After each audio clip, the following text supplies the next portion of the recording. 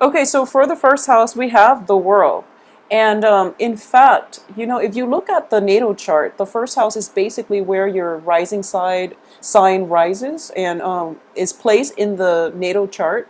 But it's also like a lot of, it dictates the rest of the placement of the chart and also the rest of the signs indicated in the chart.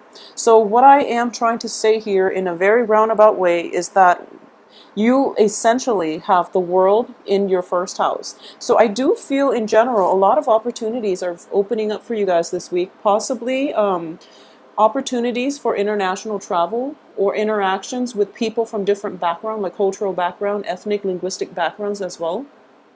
For those of you who are thinking about, even returning back to school, this is a very favorable aspect, or even taking a short-term class, or even like stepping out of your comfort zone, okay?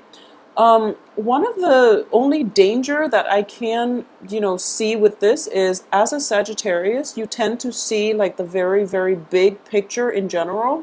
So the challenge here is to, I guess, like come down from the clouds and come back down to earth and deal with the mundane things and the responsibilities and the urgent, immediate things in your surrounding in order to have like a very streamlined, workflow, but also life flow. Okay, so it's sort of like being in a dreamy world where your dishes are kind of neglected, or your personal responsibilities are kind of neglected. Okay, so that's the only danger I would say. But in general, when the world, the star, or any other favorable cards land in your first house, it looks very favorable.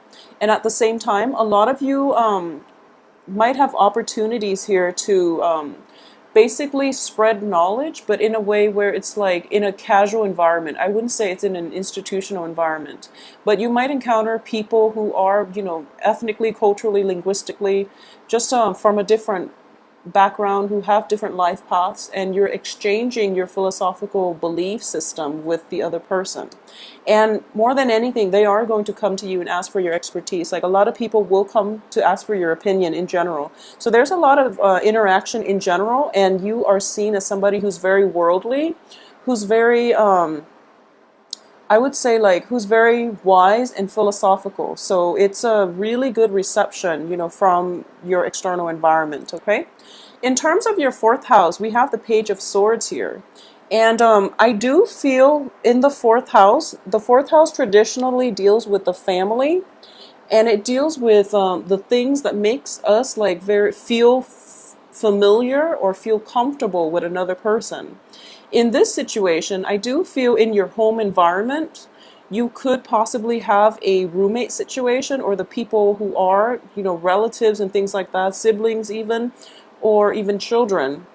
You have a Page of Swords, which is somebody who is potentially an air sign. There is a lot of communication exchange between you and the people in your environment. At the same time, there's also like a mental jostling, like a very strong mental rapport in which you're not delving into like, the really heavy, uncomfortable topics. And there's nothing wrong with that. So the communication tends to be very, very light in your immediate circle, in your environment, okay? So even in the work front as well, there's very light, jostling mental rapport that it is satisfying, mainly because you're not so personally invested and the other person doesn't really take offense to anything that you're saying because they are in the upright position. So the air sign in your environment, there's a lot of communication as well. It is a Gemini, an Aquarius, or a Libra. So it looks good. And a lot of you too might be contemplating travel. So these cards together can be, a multiplicative effect in which you're planning travel, or you are trying to implement like a travel opportunity, or you're just trying to solidify a travel opportunity with a family member. All right, so looking good. So in terms of your seventh house, this is a really, really nice card. It's the Ace of Wands, which is like the ignition or even reignition of passion, okay? So there is a sense here that you feel very rejuvenated, and you feel very passionate. There's something in your relationship sector that has you, excited about the future. So in this deck, what I am getting here is just as the in the seventh house, it deals with romantic partners or even business partners. So for those of you who have recently formed a business alliance, I do feel that it's like two heads are better than one, and you and your partner might have come up with a really, really good idea to make money, like a very good income generating idea, and it has a lot of potential. And it's like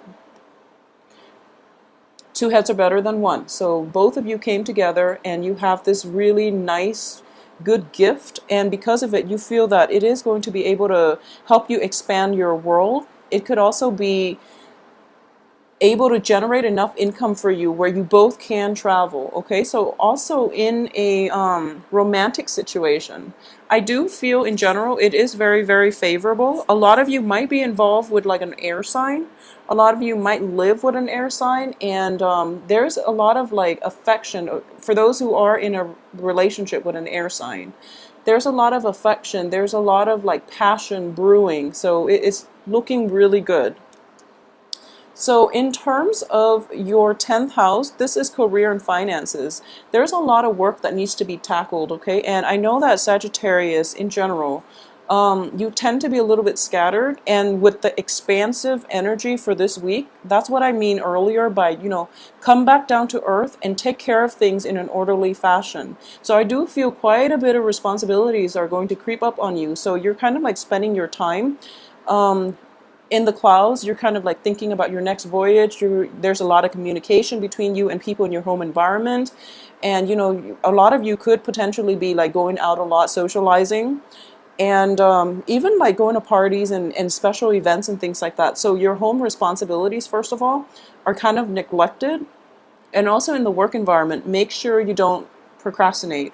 Make sure you designate more time than you think you need on the work front, because I do feel responsibilities will creep up on you. And it's nice to like plan all these things, but realistically on the work front, I do feel that you might be a little bit slammed by responsibilities. So try to keep yourself grounded and try to take care of things in an orderly fashion rather than resorting to escapism. Okay, so the only danger here is just the responsibilities. But I do feel with this card, the Ten of Wands, it's the responsibilities are great, but the gains that you're getting out of the amount of, based on the amount of work that you put in, is going to be commensurate. Okay, so it's whatever you put in is what you're going to put out. Just make sure you take care of responsibilities in a timely fashion, all right?